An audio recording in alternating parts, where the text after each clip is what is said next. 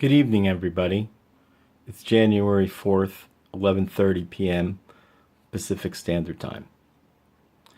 This is part 2 of music and its healing effects on human beings. Music, sound, vibrations. As everybody knows, scientifically, everything vibrates, from the smallest of molecules to even smaller subparticles. Explains a lot of things, because those are sounds that we can't hear, yet they are sounds. And they're sounds that create the universe. They're cross-cultural references. Over here I have Krishna. He was a musician. He played the flute. And he danced with the gods. Bells have been around a long time. It's a common practice. Zen meditation, you ring the bell. Your mind follows where the sound goes. All animals, all beings make sound. This is the Buddha palm. And what also ties in with sound is time and space. These are what I like to call qigong balls. They make a sweet sound. And it's the phoenix chasing the dragon.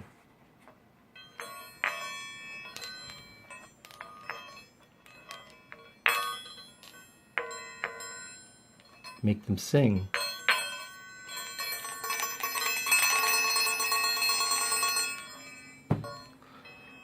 It's from China, obviously. Buddhism came through India, spread throughout Asia. Christianity, the authentic Christianity. I'm not talking about the fake Christianities that just invented I think they invented Christianity in the last 100 years. I'm talking about genuine apostolic Christianity as given to the apostles right from Jesus' time, Christ's time. There were many early churches. This ties all together. Just bear with me. The early churches in the East, there was the Eastern churches and then the Western churches. Music always played an important part in Catholic, Maronite, any religion that you can think of from A to Z. Christianity, Buddhism, Hinduism, Islam, the whirling dervishes, the dancing wooly masters. And our body makes sounds too.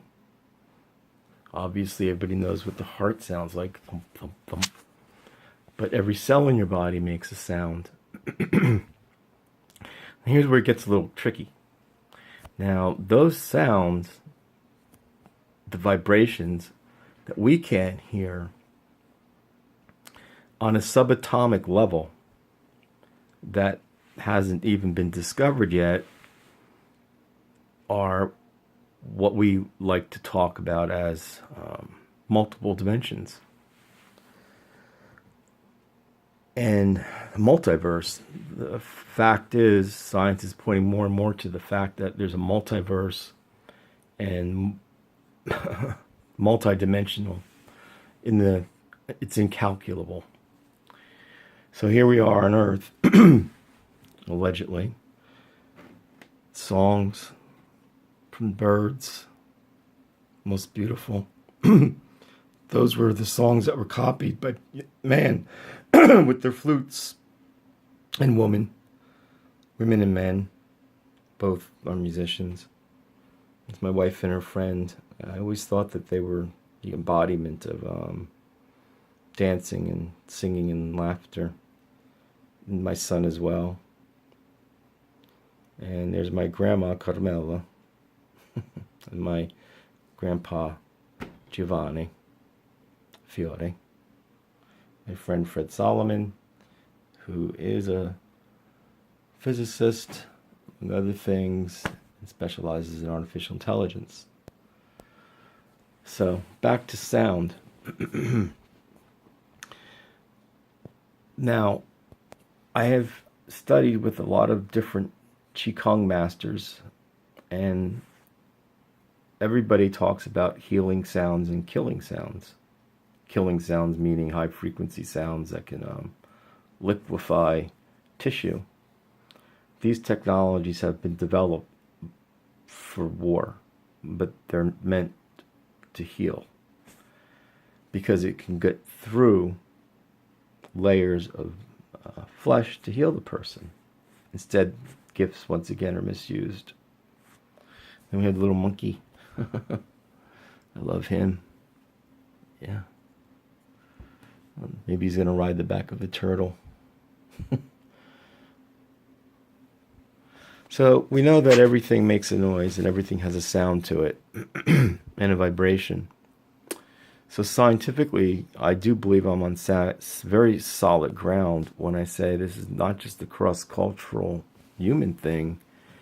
It's something that anything that has a nervous system, including plants, which are living creatures, trees, for example, people don't know. This is once again going to sound odd. Trees are self-aware. And so is other plant life. So, what does that mean? It means in this place, you've got to eat to live and feed this massive body, which is constantly in motion, even the brain. So you go to sleep and you hear music, you wake up, you hear music. And there's more than one type of music. There's the music of the spheres. There's the music of space. And there's the music of creation. They mentioned the Big Bang. Look at that smoke. There's a sound to it. We just can't hear it. Same thing with the light from that candle. There's a sound to it, but we just can't hear it. We know how fast light travels. And they do have instruments that do pick up the sound. And there's time, which isn't an experience in eternity. But time is something we deal with in the universe, or at least on this planet where we exist. And an okapi related to the giraffe, one of my favorite, most gentle animals. Came up to me at the San Diego Zoo and let us pet her. They've got purple tongues, but they make sounds, even though they're quiet. So I just want to leave everybody with this thought that the universe might not work the way any one individual or physicist or religious person or spiritual person says it does. As a matter of fact, I think there are very few people that know how the universe works, and we're just hacking the tip of the iceberg. Sound, I believe, is the key, not just to healing, but to forming bonds of friendship and peace. You play a love song, it'll even melt the heart of a beast. As the old saying goes, nothing soothes the savage beast more than music. Anyway, this is the Golden Flower, and I'm bidding you all a good night. Once again, happy 2017. Tomorrow is January 6th, the last day of Christmas.